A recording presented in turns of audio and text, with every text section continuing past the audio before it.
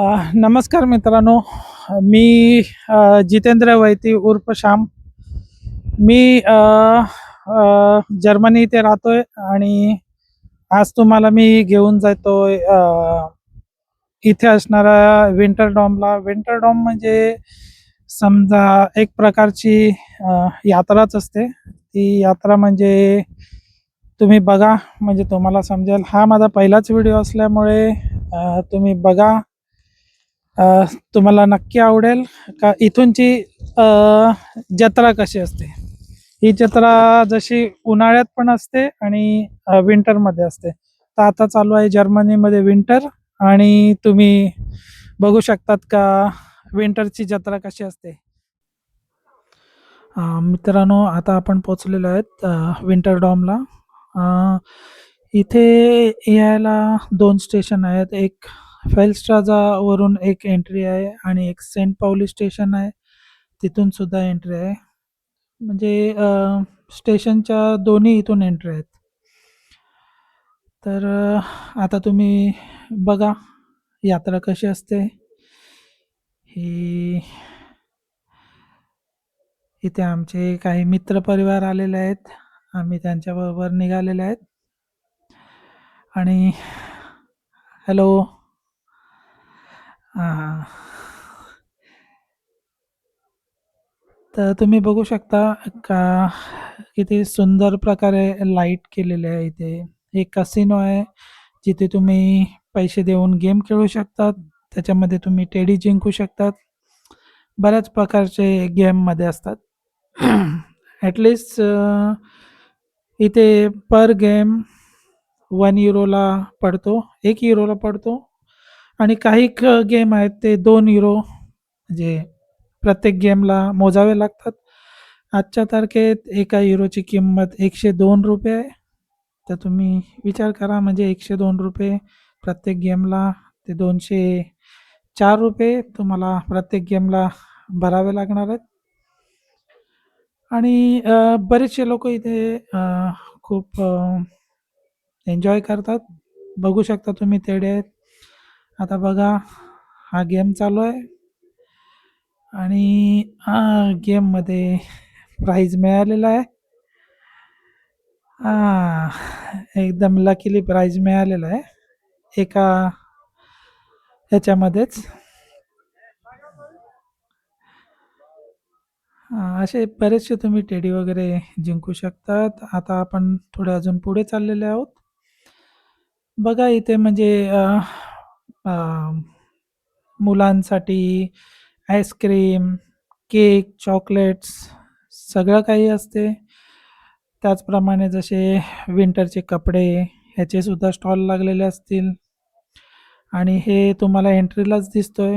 ह्याच्या पुढे अजून गेल्यानंतर बऱ्याचशा लाईट्स, तुम्हाला बरेचसे गेम्स बघायला मिळतील. आणि हा एरिया खूप मोठा असल्यामुळे मला थोडक्यात जितका दाखवता येईल तितका दाखवण्याचा मी प्रयत्न करेन. कारण थंडी खूप असल्यामुळे जास्ती वेळ माणसं इथे फिरू नाही शकत. कारण थंडी काही काहींना सहन नाही होत. तर तुम्ही बघा, हे बाजूलाच फुटबॉलचा ग्राउंड पण आहे. मुलं खेळत पण होती तिथे. आणि हे आता आहे पोमस करून लिहिलेलं आहे. पोमस म्हणजे स्पेशली आपल्याकडे फ्रेंच फ्राईज जे मॅकडॉनल्डला मिळतात, त्याला इथे पोमस बोलतात. आणि हा इथे एक गेम चाललेला आहे.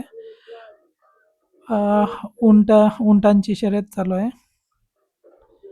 तर बघा, जसे तुम्ही प्रत्येक नंबरच्या हिशोबाने तुम्ही जे बॉल टाकतील त्या हिशोबाने तुमचा उंट पुढे सरकतो आणि मी तुम्हाला जो जिंकेल त्याला मग ते प्राईज मिळते. काहीतरी टेडी वगैरे काय असतातच प्राईजला शक्यतो. तुम्ही बघू शकतात काही उंट चालतायत आणि काही उंट तसेच आहेत, कारण त्यांचे बॉल्स बरोबर त्या हॉलमध्ये गेले नसतील म्हणून. आता बघताय तुम्ही ऑरेंज कलरचा पुढे गेलेला आहे आणि मागचे पण थोडे पुढे येतात. आणि या बघा, हा ऑरेंज कलरचा जिंकलेला आहे. आता आता हे सर्व परत रिटर्न जातील.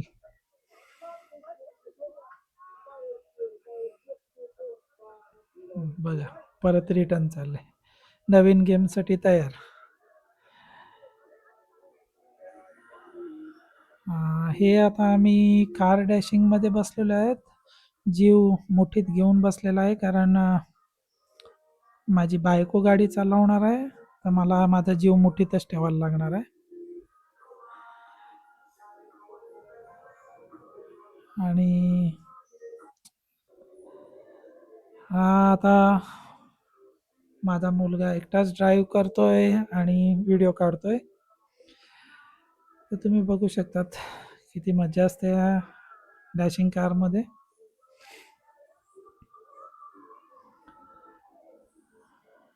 ह्याच्यामध्ये खूप मजा येते आणि ह्याच्यामध्ये सगळे लोक एन्जॉय करतात. असं रागाने कोणीच खेळत नाही, म्हणजे दुश्मनी वगैरे काढतील असा काही गेम नाही.